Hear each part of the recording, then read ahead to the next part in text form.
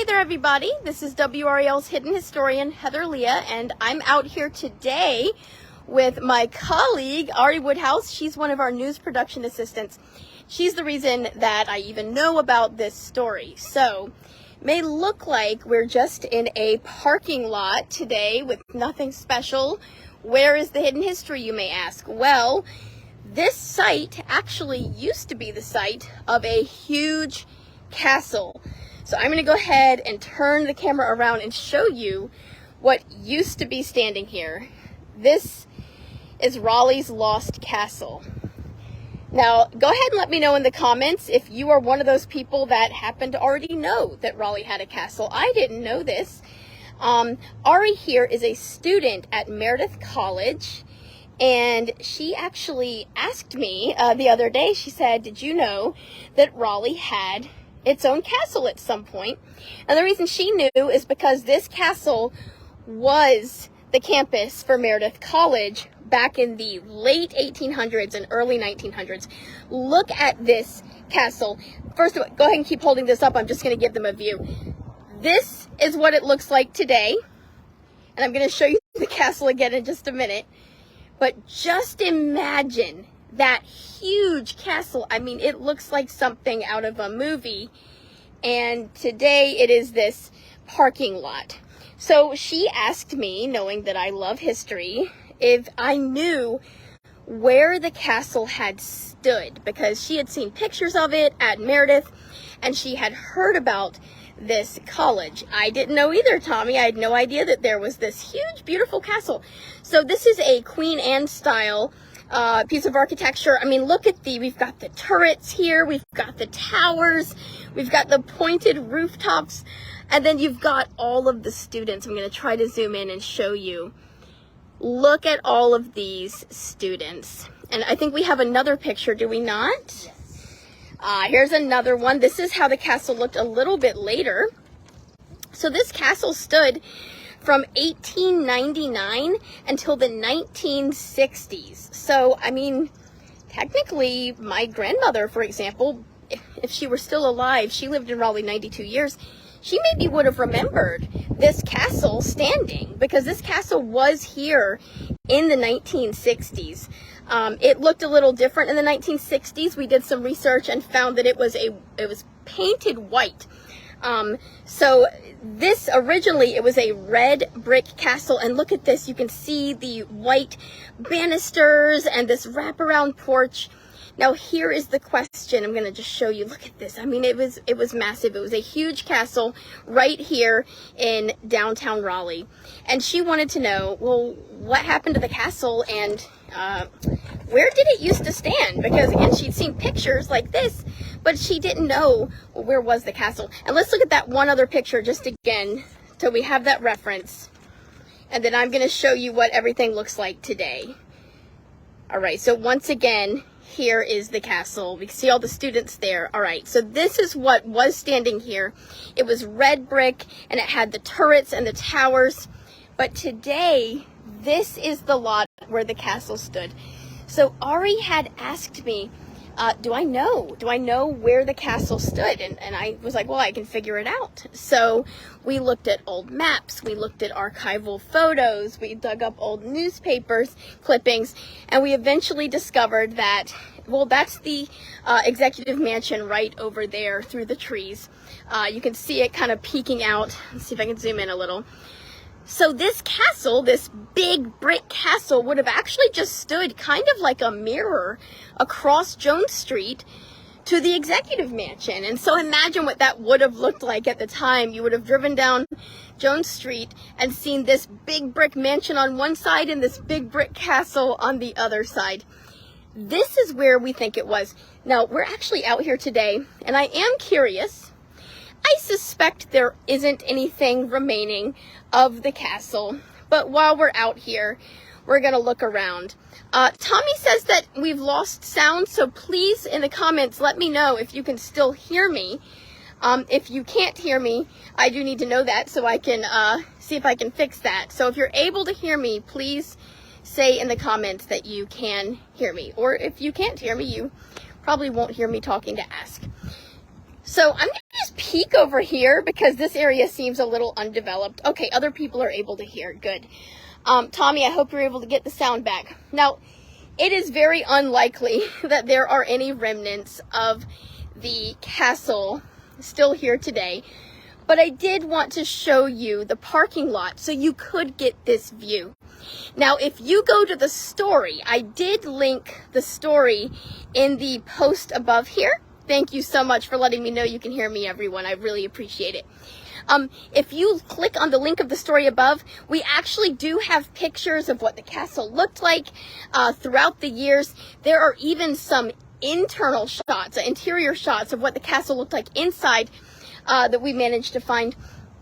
So you can see a lot more in the story, but we got an overhead view to kind of see how big this square was. So if you're wondering, well, what happened to the castle? And again, I do have to wonder, if you were to walk around out here, would there be any remnants anywhere? I doubt it. It is now just a paved, developed parking lot. But if you're wondering, what part of Raleigh is this? We are in downtown, and that is the executive mansion right across the street. So as I was saying earlier, and we have a lot of new viewers, so let's show them what the castle looked like. Let's show them what we're talking about here. So if you're wondering, well, what happened? We had this giant, beautiful castle for decades. Again, it was finished, it was completed in the 1890s. 1899, I believe, was when it was finished. Why is the castle gone? Why would we tear this down? I know that Ari told me, she's like, I would have loved to have gone to school in a castle. So this castle was Meredith College at the time. Did it have a basement, remnants underground? That's a good question, John. This is now the state's property, but it does say it's a public parking lot after 5 o'clock. So it's just a parking lot in downtown today. But this castle, and I'm gonna look at it again just so you guys can have the visual. This castle was Meredith College. So Meredith students apparently find out about this secret castle early on and then come tell me about it later. It is a shame, I feel like, that the castle is gone. So what happened? Okay. So if you look in the story that I wrote, and again, there's a link to it, you'll be able to see the overhead view of this lot. The lot isn't really that big, and there was this big castle.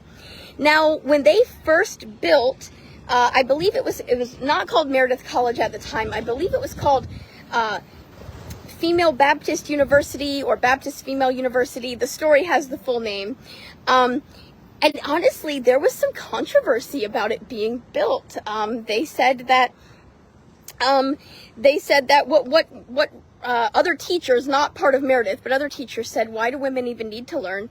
There's a there's an important quote from a newspaper at the time that actually has a teacher from the early 1900s saying, what's the point of a woman learning? She can't become a sheriff. She can't become a clerk of court. Very different, obviously, than what Meredith stood for even at the time, which was an education, higher learning. Well, despite any controversy that may have existed, as you can see, a lot of students started going to Meredith. And their first year, they had over 200 students, which at the time, that would have been big. Raleigh didn't even have a huge population at the time. And over the course of, from the late 1800s to about 1920s, they ran out of room on this plot of land. Even looking at the parking lot, it's not very big. It's not enough room for an entire university, especially, do you know how many people go to Meredith today? Couple thousand. You wouldn't be able to fit a few thousand people on this plot of land, especially for the purposes of higher learning. So even with that beautiful castle, they had to build about 4 more buildings. And again, there are pictures. If you go to the story, the link is above. And Ari helped me with this story and actually did a podcast with us because she's a student at Meredith and she's one who told me all about this. They ran out of room. And they basically had to move. Do you remember, like, how far away did they move? Were they still in Raleigh? They are still in Raleigh. They're now located on Hillsborough Street. Yes, and at the time, they referred to it as the outskirts of Raleigh, this farm on the outskirts of Raleigh, and now it's just on Hillsborough Street. We'll look around here a little bit more. So they left this beautiful castle behind. Yes. Now, as we were doing research on this castle, what did we end up finding? We ended up finding out that it actually became a hotel. Apparently Raleigh's most comfortable hotel. And here's a picture of a postcard from the hotel. And honestly, it looks like it was Mansion Park Hotel. And it looks like it was a hotel about as long, if not longer, than it was a Definitely longer than it was a university. A university. So here's what it looked like. This is actually, and it's not color, but the color one is on the story if you click through. But this was, again, red brick with the turrets and everything. But now the hotel ended up painting it white. And so it became very different looking. Sounds like a lot of people at the time weren't super happy with the change. But it brought people from New York. Hi there, Lolly. It brought people from New York. And I actually found on eBay, someone was selling one of the old postcards with a message on it. Yeah. And a lot of the people were sending messages back to New York, showing off that they stayed in downtown Raleigh in a castle. So it was a hotel for a while, and then it sort of became a state-owned building, and it kind of became like an office building. If you can imagine, again, your office being in a castle seems like it'd be pretty cool, right? But in the 1960s, they ended up deciding to demolish the building. So, yes. Would you have liked to have gone to school in a castle? 100%. I think it would have fit Meredith's theme very much. Yes. Let me know in the comments, do you wish that we still had the castle today? Hi there, Pam. Do you wish we still had the castle, or would you rather have this parking in downtown Raleigh? I'd love to hear your thoughts on that. If you go to the story and the link, we're going to walk this way and just kind of look around the parking lot. I do have to wonder, there's probably nothing, but would any of these little undeveloped patches have something? Again, I don't know, I doubt it, but I always have to wonder in my historian's mind. But today it is a parking lot, and again, it became state-owned, and it became pretty much an office building, and then eventually they tore it down. Oh, Ari, so when we were researching, and we don't have this picture, but Ari saw what happened when it was actually demolished. How did you feel when you saw the demolition? Very sad. It was such a defeated photo of seeing the bricks and everything down. It's just a gaping hole in the building. It was very sad to see. Yeah, this beautiful, huge, grand estate, this castle was just ripped down in the 1970s. And if you look around today, I mean, I'm sure most of you who have driven past here had no idea that there was once a castle standing on this land. There's really nothing left of it. It's completely leveled. Yep, completely leveled, pavement, just gray asphalt. So I'm going to flip things around and finish up here. By the way, it's very warm out here today. Very hot. But many thanks to Ari for even letting me know about this castle. I didn't know that it was out here, and for helping me do the research. It was really through her questioning, well, where did this castle used to stand? What's on top of it today?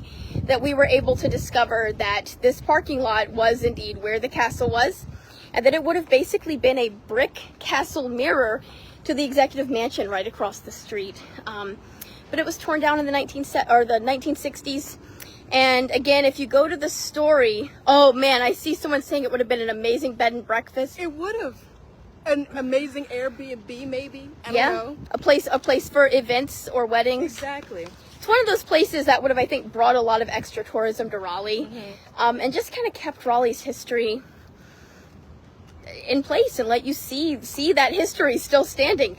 Not to mention, maybe you couldn't have gone to school in the castle, but you could have seen your original campus. And that would have been amazing to see. It would have been. So, I'm reading a comment here. The Baptist Female University was born old. Its founding had been talked about by the Baptist State Convention. Yes, there's a lot of rich history to the school itself, and that could even be another story. So thank you for sharing that too.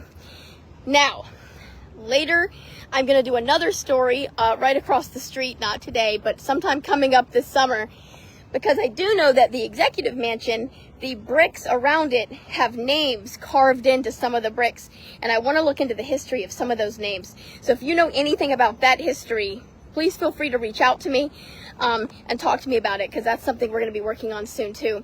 Anyways, many thanks to Ari. Ari, is there anything else you want to say about this castle before we finished up? Just a missed opportunity.